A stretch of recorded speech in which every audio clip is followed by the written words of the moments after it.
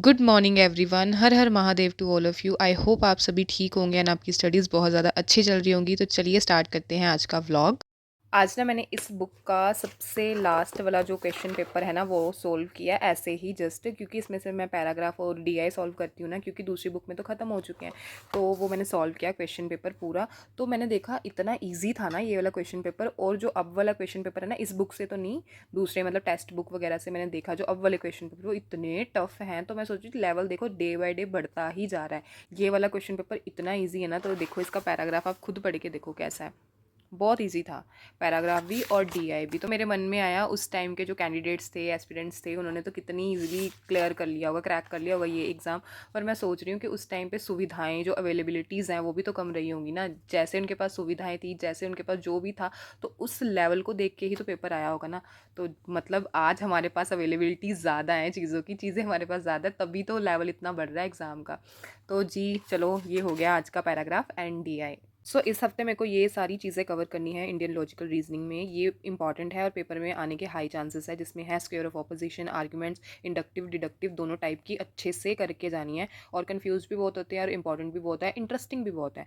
और थर्ड है school of thoughts, जिसमें न्याय आता है, बुद्धिज़्म, जैनिज़्म, हेट्रोडॉक्स, ऑर्थोडॉक्स कौन कौन से हैं, कौन से एक्सेप्ट करते हैं और कौन से एक्सेप्ट नहीं करते, ये वाली चीज़ें तो ये रट के जानी है। प्रमाण्स ना तलवीर सर, मेरे हिसाब से तलवीर सर हैं, कॉमर्स वाले कुछ हैं, यूजीसी नेट से रिलेटेड, तो उन्होंने प्रमाण्स बहुत अच्छे पढ़ाए हैं, उनकी क्लास से आप पढ़ सकते हो। ठीक है, फॉलेसी फैलेसी जो भी आप बोलते हो, तो फैलेसी फॉलेसी, इनफॉर्मल और फॉर्मल दोनों फैलेसी फॉलेसी इंपॉर्टेंट है, तो ये पढ़नी है और इंटरेस्टिंग बहुत है। ये अदिति मैम ने करवाई हुई है, तो ये आप उनसे कवर कर सकते हो। Moods and figure, Aditi ma'am ने अभी जस्ट जेआरएफ अड्डा पे लेक्चर लिया था मूड्स एंड फिगर का, उन्होंने पीपीसी स्ट्रक्चर पे बताया था, तो वहाँ से ये आप कवर कर सकते हो। बाकी सब आप टॉपिक वाइज यूट्यूब पे सर्च कर सकते हैं, बहुत ज़्यादा अच्छे नोट्स इसके मिल जाएंगे। इंटरेस्टिंग टॉपिक है, बहुत ज़्यादा अच्छा है। हेलो एवरीवन, एवरीवन अभी खाना पीना हो चुका है डन, और आज का सारा काम हो चुका है, और अभी मैं फुल एनर्जी से बैठी हूँ स्टडी करने।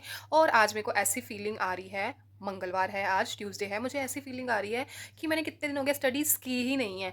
पता नहीं क्यों आज मुझे ऐसी फीलिंग आ रही है, क्योंकि एकदम जब हम कंटिन्यू स्टडी करते हैं ना, जैसे अगर हम शिफ्ट में करते हैं या कुछ भी, तो फिर आज मुझे ऐसी फीलिंग आ रही है कि पता नहीं कितने दिन हो गए मैंने स्टडीज़ नहीं की, ऐसा लग रहा है, तो पता नहीं मुझे। और हाँ, मैं आपको ना एक चीज़ आपके साथ शेयर करना चाहती थी, रोज़ चाहती थी करूँ बट नहीं हो पा रही थी, अब मेरे को याद आ गई। चीज़ ये शेयर करनी थी, अगर आपको भी ऐसा लगता है ना कि टाइम वेस्ट ज़्यादा हो रहा है या कुछ भी, तो आप पता क्या करो, आप ना अपने मोबाइल में ना 2-2 घंटे के या 3-3 घंटे के अलार्म सेट कर लो। ठीक है, इससे क्या होगा, मेरे को ये मेरी फ्रेंड ने बताया था जो पीएचडी कर रही है इस टाइम पे। उसने कहा था कि दिन हमारे पास 24 घंटे होते हैं, तो मैं क्या करती हूँ 2-2 घंटे में या 3-3 घंटे के अलार्म लगाती हूँ। जैसे मेरे को घर का काम करना था, तो मेरे को पता है कि एग्जाम्पल, जैसे मुझे घर का काम करना है तो मुझे पता है मुझे 2.5 घंटे लगते हैं, तो वो जैसे मैं स्टडी करके उठी, उसके बाद घर का काम करना है, जैसे भी आपका रहेगा, तो मैं 2.5 घंटे का लगा लेती हूँ अलार्म, कि 2.5 घंटे बाद अलार्म बज जाएगा। कहती वो ना मुझे टेंशन होने शुरू हो जाती है कि अलार्म बजने वाला है, फटाफट काम करूँ। कहती मैं फालतू टाइम जो वेस्ट करना होता है ना, मैं वो भी नहीं करती। तो कहती ऐसे तू भी करके देख। तो मैंने वो चीज़ अपनाई, पहले मैंने खुद पे ट्राई की और फिर वो वर्क की वो चीज़। देन मैंने आपको बोला कि आप भी ये चीज़ ट्राई कर सकते हो, अगर आपका टाइम थोड़ा भी आपको ऐसा लगता है ना कि नहीं मैनेज हो रहा है या कुछ भी। ठीक है, अगर जिनका मैनेज हो रहा है तो वेल एंड गुड है।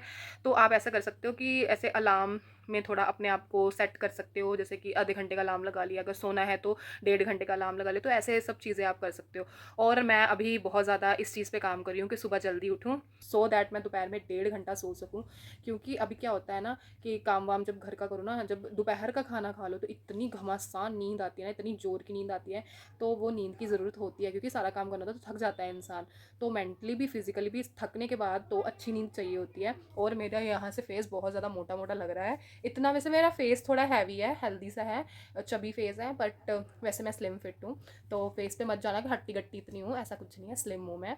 तो बस ठीक है, बस आज की बात होगी, अब स्टडी कर लेते हैं। और आज मैं सोऊंगी 1 घंटा दोपहर में, आज मैंने बड़ा टाइम बचाया है, तो 1 घंटा दोपहर में सोऊंगी। आज मैंने एडिटिंग भी कर ली है। बाय, स्टडी करके सोते हैं। आज मेरे साथ ये हुआ कि चाय को थोड़ी देर के लिए अकेला छोड़ा और वो उबल कर बाहर गिर गई। रितिका, चाय पकड़ पकड़ पकड़ इसको, ये ले ब्रेड खा ले। हाँ थले रख दे, थले रख दे, ध्यान ना रखी बहू। और ये लो फैन। Thank you. देखो गाइज, हम मैं पंजाबी च बोलने लगी सी और मैं पंजाबी में बोलने लगी थी। ये अपने घर से लेके आई है फ़ैन। क्या लेके आई है? फैन। चलो ठीक है, बैठो खाओ, ये एक ब्रेड खा लो और 2 मेरी हैं, क्योंकि आप खाते नहीं हो। ठीक है, तो खाओ। और ये शरीफ बच्चे नहीं है, ये बहुत तंग करती है ये बच्ची। अभी पता नहीं अभी पता नहीं ये ऐसे क्यों चुपचाप बैठी है, इसको वीडियो बनाने का बहुत शौक है वैसे। तो बस ये बैठे, चलो खा लो अब। रितिका अभी हमने क्या खाना था? आइसक्रीम। और आइसक्रीम क्या होगी? खराब। और अभी हम क्या खा रहे हैं, पी रहे हैं?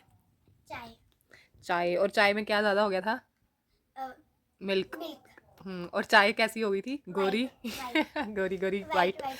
हाँ, वाइट वाइट हो गई थी, जो हमें बिल्कुल पसंद नहीं है ना। हम्म। तो रितिका इसमें से क्या खाएगी? एक ब्रेड, एक फैन, जो कि रितिका अपने घर से लेके आई है। और ये गोरी चाय पिएगी। कौन सी? गोरी चाय। चलो, सबको कर दो बाय, कर दो बाय। ਇਹੀ ਪਾ ਦੇਣੀ मैं वीडियो पा देनी तेरी है ਹੁਣ पता लग गया सब ਨੂੰ ਬੰਦੀ भी सी वीडियो। अभी मैं फॉलेसी या फैलेसी वाला टॉपिक पढ़ रही थी, तो ये सब मैंने पढ़ लिया है। और मैंने ये बताना था आपको इंपॉर्टेंट नोट्स में, तो मेरे को अभी याद नहीं आया, उस टाइम ना मुझे पता नहीं चल रहा था। तो हाँ, ये एक टॉपिक है इन्वर्स एंड कॉन्ट्रा पॉजिटिव। बाकी सब चाहे कुछ याद करना ना करना, ये टॉपिक मोस्ट इंपॉर्टेंट है। प्लीज़ ये ऐसे स्क्रीनशॉट ले लो, ये याद करना। और इसके नोट्स अदिति मैम ने बनाए हुए हैं। टॉपिक का नाम लिख के सर्च कर लेना बाय अदिति मैम, तो आपको वहाँ से बहुत अच्छे नोट्स मिल जाएंगे। और ये यूनिट ना बहुत ज़्यादा इंटरेस्टिंग है। ये यूनिट और रिसर्च आईसीटी जो अदिति मैम ने पढ़ाई ना, मेरे लिए वो बहुत ज़्यादा इंटरेस्टिंग यूनिट्स हैं। और हाँ, एक और चीज़, वेट। तो ये मूड्स एंड फिगर, ये वैसे अदिति मैम ने पहले नोट्स बनाए हुए थे, बट जो शॉर्ट मैराथन है ना, तो वहाँ पे भी मैम ने पढ़ाया है, तो वहाँ से वहाँ से बना सकते हो। बाकी टॉपिक सर्च करके अगर नेम लिखोगे बाय अदिति मैम, तो वहाँ से भी बना सकते हो। ये भी मोस्ट इंपॉर्टेंट टॉपिक है और ये ईजी है। बट ये वाला टॉपिक आपको चाहे इतना सा लग रहा है, पर ये ईजी नहीं, ईजी है बट इसकी प्रैक्टिस की नीड हमें बहुत ज़्यादा है, मुझे तो बहुत ज़्यादा है। इसमें क्या है कि हमेशा ही गड़बड़ कुछ ना कुछ तो मेरे से हो ही जाती है। पता नहीं मेरा ये क्वेश्चन मेरा सही होता ही नहीं है।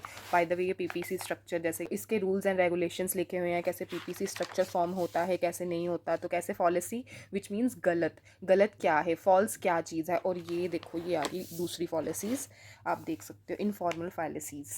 ठीक है, पहली बात एक चीज़ बताऊँ, फॉर्मल फैलेसी और इनफॉर्मल फैलेसी। फॉर्मल फैलेसी यानी कि फॉर्म, उसके स्ट्रक्चर में क्या गड़बड़ है। इनफॉर्मल फैलेसी, जैसे हम कोई बात करते हैं ना, तो अगर हमने बात कैसे की, मतलब कुछ कहना कुछ चाह रहे थे पर बोल कुछ रहे हैं, तो इनफॉर्मल फैलेसी वो चीज़ है। तो ये टाइप की फॉलिसीज़ विद एग्जाम्पल, विद स्टेटमेंट दे देते हैं कि ये एग्जाम्पल है, बताओ जी कौन सी फैलेसी या फॉलिसी है। आप ना ऐसे सोच रहे होंगे मैं फैलेसी फॉलिसी क्यों बोल रही हूँ, क्योंकि कुछ लोग बोलते हैं फैलेसी, कुछ लोग बोलते हैं फॉलिसी। तो जो भी आपको सही लगे या जो भी है, सो आप कवर कर सकते हो। ठीक है, तो बाकी ये सब मैंने भी पढ़ लिया है। ये नहीं पढ़ा, ये भी पढ़ना है थोड़ा सा। हाँ, ये पढ़ना है। ये रे प्रमाण, तो ये जो प्रमाण वाला टॉपिक था ना, ये मैंने तलवीर सर की क्लासेस हैं वहाँ से किया है। वहाँ से ना सर ने निमोनिक बना बना के बहुत अच्छे से पढ़ाया, तो वहाँ से आप पढ़ सकते हो। ठीक है, वैलिड क्या है, इनवैलिड क्या है। तो आई होप आपको इतना समझ आ गया होगा, इतना इंपॉर्टेंट है, तो प्लीज़ ये करके जाना। और ये देखो, ये सब कुछ ना, ये रटने वाली चीज़ें हैं, रटने वाली भी समझने वाली भी। और ऐसे नहीं है कि वहाँ पे अगर मतलब तुक्का लगा के हो जाएगा या कुछ हिंट मिल जाएगा, हिंट वाला इनमें कुछ नहीं है, इसमें कुछ नहीं है। बाकी कुछ में हो सकता है हिंट वाला, बट इसमें मेरे को नहीं लगता कुछ भी है।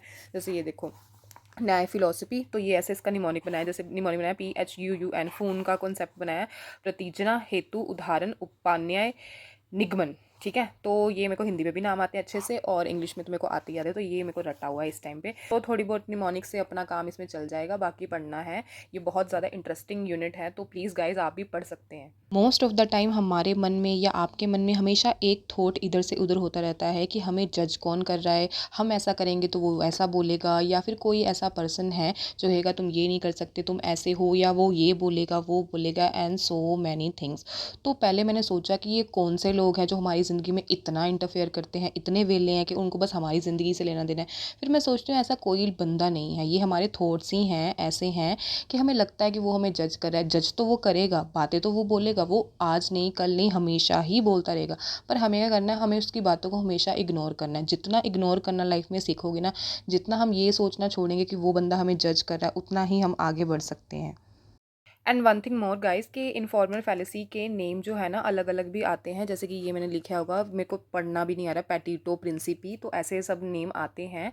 तो प्लीज़ ये भी याद कर देना, क्योंकि यही नेम आते हैं, ज़्यादा दूसरे आते नहीं हैं। सो छोड़ दो ये सोचना कि कोई हमें जज करेगा, या हमारे अच्छे काम से या बुरे काम से किसी को अफेक्ट होता है, या कोई ये कहेगा तुम ये करो तो तुम्हें बेनिफिट होगा। ऐसा सच कुछ नहीं है।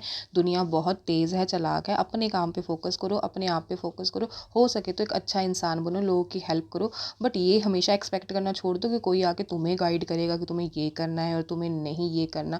तो भाई जज हमें कोई नहीं करता, हम ही हैं जो खुद को जज कर लेते हैं। सच कुछ नहीं है कि चार लोगों से हमें कहाँ से कभी भी फ़र्क पड़ने लगा। बस ये सोचना है कि वो चार लोग हमारी लाइफ में एग्जिस्ट नहीं करते, हमें कोई मतलब, हमें कोई लेना देना ही नहीं है वो चार लोगों से। और अपनी लाइफ के ना चार लोग वो बनाओ जो तुम्हें आगे बढ़ने में हेल्प करे। वो तो कतई मत बनाओ कि जिनको तुम अपनी बात बताते हो, तुम्हारे तो मुंह पे वो वेल विशर हैं, और फिर वो बाद में बोलेंगे नहीं इसका तो काम ही ख़राब हो जाए, और वो हमेशा हमेशा आपको बैड एडवाइस दें और आपके लिए हमेशा बैड लक बने। ऐसे 4 लोगों को ज़िंदगी से आज ही हटा दो और ये सोचना बंद कर दो कि वो 4 लोग हमें जज करेंगे। जज हमें कोई नहीं कर रहा।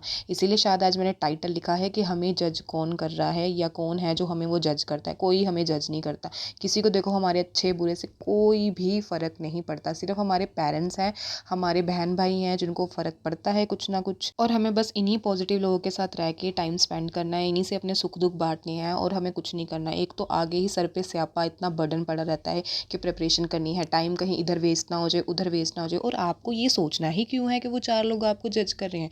मत सोचो, ये बर्डन लो ही मत। जितना बर्डन नहीं लोगे ना, जितना स्ट्रेस लेस रखोगे माइंड को, मैं बार-बार अगेन एंड अगेन यही चीज़ रिपीट पे रिपीट कर रही हूँ कि जितना स्ट्रेस लेस रहोगे ना लाइफ में, उतना ही फोकस आपका काम मिलेगा। आप काम की टेंशन लो, लोग वैसे बाहर विले बैठे हैं जो आपकी टेंशन ले रहे हैं।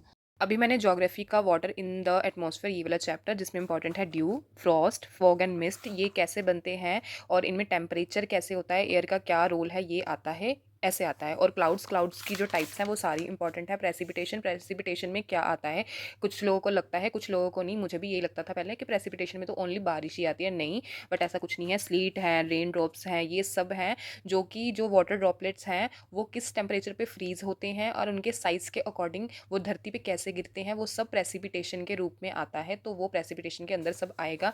टाइप ऑफ रेनफॉल ये इंपॉर्टेंट है, ये आएगा। एंड जो नेक्स्ट चैप्टर है इसमें ये देखो, कूपन्स क्लासिफिकेशन, ये कूपन्स की जो क्लासिफिकेशन है ना ये आएगी, तो ये एज इट इज़ रट के जानी है। ये बहुत ज़्यादा इंपॉर्टेंट है और ये आती ही आती है। ये वाला जो टेबल है ना ये एज इट इज़, मैंने तो इसको क्या करना है कि इसका बड़ा चार्ट बना के ना दीवार पे चिपका लेना, तो ये एज इट इज़ ही आ जाएगा। इसमें ज़्यादा डीप तो आता नहीं है, बट जो इसके नेम आ जाते हैं ना तो वो भूल जाते हैं हम लोग, तो बस इसकी क्लासिफिकेशन एज इट इज़ ही याद करना, ये इंपॉर्टेंट था। बस इसमें मेरे को ना ये इंपॉर्टेंट लगा। बाकी ये वाले चैप्टर में वाटर इन ओशियंस, तो इसमें क्या इंपॉर्टेंट था, division of the ocean floor, ये करना है। इसमें क्या है, continent slope, deep sea plain, shelf, ये सब जो इसके फीचर्स हैं ये सब याद करने हैं। बाकी इसमें फीचर्स वगैरह ही हैं, ये सब दिए हुए, सेलेनिटी वगैरह का क्या रोल है ये दिया हुआ है। बाकी का दूसरा चैप्टर जो है वो मैंने पढ़ा नहीं, पढ़ के तो मैं आपको बताती हूँ, ठीक है। हेलो एवरीवन, सो एवरीवन कैसे हो आप सब, आपकी स्टडीज़ कैसे चल रही हैं? आई होप आपकी स्टडीज़ अच्छी चल रही होंगी। मेरी भी स्टडीज़ बहुत ज़्यादा अच्छी चल रही हैं। ये लाइन बोलनी होती है और ये लाइन जब बोलती हूँ ना हेलो एवरीवन, तभी ये लाइन शुरू हो जाती है। चलो बात की बकवास की बातें बाद में करते हैं, मेन टॉपिक की बात करते हैं। मेन टॉपिक ये था, आज मुझे मेरी फ्रेंड का कॉल आया और पता नहीं आजकल क्या हो रहा है कि लाइफ में ना कोई छोटी से छोटी चीज़ कुछ ना कुछ सिखा ही रही है। तो आज उसका कॉल आया, मुझे वहाँ से क्या सीखने को मिला ये बता दे। तो मुझे उसका कॉल आया, उसने बताया कि मेरा सीटेट नहीं हो रहा है एंड ये वो हर एक चीज़ उसने बताई। तो मैंने उसको अपना चैनल तो नहीं बताया क्योंकि मैंने क्या ही बताना था, मुझे पता सब्सक्राइब तो करना नहीं था, ठीक है। तो वो रही बात की बात। उसके बाद उसने सब अपनी तकलीफ़ें वगैरह बताई और मैंने उसे क्या कहा कि तू ये मेथड फॉलो कर, इससे तेरा सीटेट निकल जाएगा फर्स्ट टाइम में। मैंने उसको सब कुछ बता दिया, जो जो चीज़ें मैंने फॉलो की थी सब बता दिया। फिर उसने मुझे कहा यार मेरे से ना घर का काम नहीं मैनेज होता, ये नहीं होता, और वही सब सेम क्वेश्चन जो हमारे रहते हैं वैसे सब उसने सेम क्वेश्चन बताए। मैंने उसे एक चीज़ बताई, पहली बात ये है कि बहन तू अपने आप पे ट्रस्ट करके तू कर लेगी, ठीक है। और रही बात घर के काम की, तो 6 महीने बाद भी उठाएगी ना घर का काम उतना ही रहेगा। 6 महीने बाद कोई अगर ऐसा दोस्त देखेगी ना जिससे बात करनी आज भी इंपॉर्टेंट है, तो 6 महीने बाद भी वो बात उतनी ही इंपॉर्टेंट होगी, वो फ्रेंड उतना ही इंपॉर्टेंट होगा। तो चॉइस तेरी है, प्रायोरिटी तेरी है, तू डिसाइड कर कि आने वाले 3 महीने 2 महीने जितना भी टाइम है तेरे एग्जाम को तूने कहाँ लगानी है, ठीक है। रिजल्ट अच्छा आए, पॉजिटिव आए, नेगेटिव आए, उसका क्यों सोचना, तू अपनी जर्नी तो देख, तू ये तो देख कि तुझे तैयारी करनी है। और ऐसा मुझे ना उसको समझाते समझाते ना, समझाया नहीं मतलब बताया, ऐसा मुझे लगा कि ये चीज़ हमें हमेशा अपने आप पे अप्लाई करनी चाहिए और मैं कर रही हूँ आजकल, ठीक है। तो ज्ञान के पेड़े बांटने से पहले मैंने वो ज्ञान के लड्डू खुद खाए होते हैं, इसीलिए बोल रही होती हूँ। तो मैंने खुद पे अप्लाई की ये चीज़ कि ठीक है, अब मैं लाइफ में बहुत कम लोगों से इंटरेक्शन रखती हूँ। जो मेरे कुछ 1-2 खास दोस्त हैं उनसे बात करती हूँ, कॉल पे भी बात नहीं करती, कुछ नहीं है, सच मैसेज लिखा, काम की बात की, दैट्स इट। क्योंकि मुझे पता है ये 1-2 साल बाद ये दोस्त मेरे साथ रहेंगे, ठीक है। और ये कोई जेलस वाले दोस्त हैं नहीं, या फिर अपने सीनियर्स से बात करती हूँ जिनसे कुछ एग्ज़ाम का पेपर का पूछना होता है, दैट्स इट। तो ये सब चीज़ें हैं कि आज प्रायोरिटी हमें डिसाइड करनी है कि हमारी प्रायोरिटी है क्या, ठीक है। जो हमारी प्रायोरिटी है ना उसी से हमें रिज़ल्ट मिलेगा, उसी से रिलेटेड रिज़ल्ट हमें आगे आने वाली टाइम पे मिलेगा। तो यही चीज़ आज मैंने सीखी, उसे बताई और यही अपनी लाइफ में अप्लाई करूँगी, ठीक है। मैं कभी ये नहीं बोलती कि फर्स्ट अटैम्प्ट पे एग्ज़ाम निकल जाएगा, कभी ऐसा बोलती नहीं, क्योंकि हमें नहीं पता ना कब निकलेगा कब नहीं, क्या पता मेरा इस बार JRF आ जाए और क्या पता मेरा इस बार एग्ज़ाम ना हो। तो मैं कभी उस चीज़ को लेकर श्योर नहीं हूँ, बट मैं इस चीज़ को लेकर श्योर हूँ, जब भी मैं तैयारी करूँ किसी भी टीचिंग एग्ज़ाम की या कोई भी एग्ज़ाम की, बस इस चीज़ को लेकर श्योर होना भी चाहती हूँ और हूँ भी कि उसके लिए जी जान ध्यान से तैयारी करेंगे, ईमानदारी से तैयारी करेंगे, बिल्कुल ऐसा है कि बस तैयारी करके अच्छे से अपना अटैम्प्ट देना है, पेपर देना, अपना कर्तव्य पूरा करना है, बाकी रब की इच्छा कि भगवान हमें कहाँ लेके जाना चाहता है। ठीक है, तो बस यही आज का ज्ञान था, यही ज्ञान के लड्डू थे जो मैंने आपको बांटने थे।